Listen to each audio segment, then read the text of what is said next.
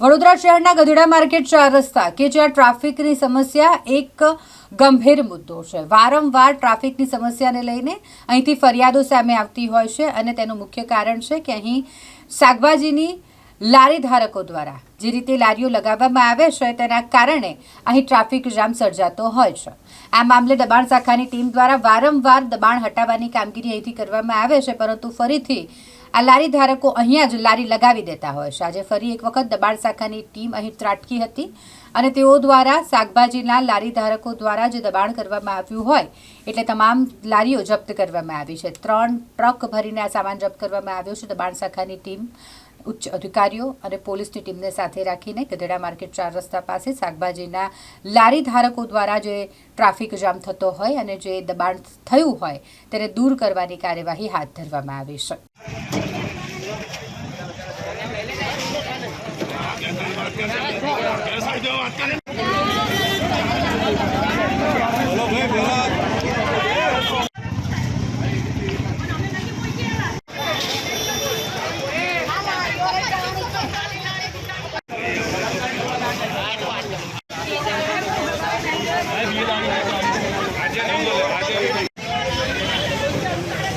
Police ખાતા તરફથી દબાણ ટીમની માંગણી કરેલ તેના આધારે ગધેડા માર્કેટ 4 રસ્તા પાસે રોડ પર લગાવેલ ટ્રાફિકને નડતરરૂપ લારીઓ શાકભાજીની તેને જમા લેવામાં આવી છે।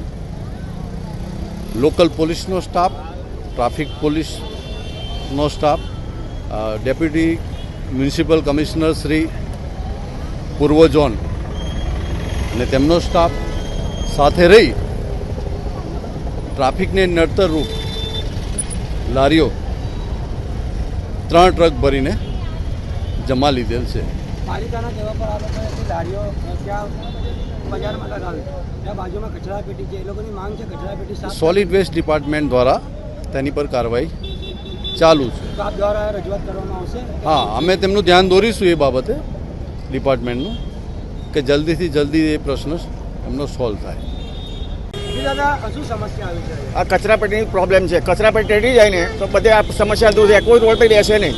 અને સાંજે જે ગ્રાહક આવે છે ને એ બધા નાક પર પટ્ટી બાંધીને આવે છે ને કેટલા ગ્રાહક તો એવું કહે છે કે અમારે અહીં આવવું જ નથી, તમે કચરાપટ્ટી છે એટલે અમારે અહીં નથી આવવું, તમે કચરાપટ્ટી હટાવો તો ગ્રાહક આવવાના જ છે। જ્યારે એક સગવડ કરી આપી તો બીજી સગવડ બી કરી આપો ને, બરાબર છે ને।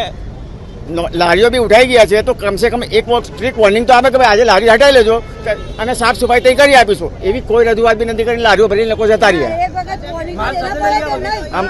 માલ સામાન લઈ ગયા, લારીઓ લઈ ગયા અને બધું તોડફોડ કરીને લઈ ગયા છે। એટલે લારીની કોઈ બચાવવાની કોઈ સંભાવના છે જ નહીં।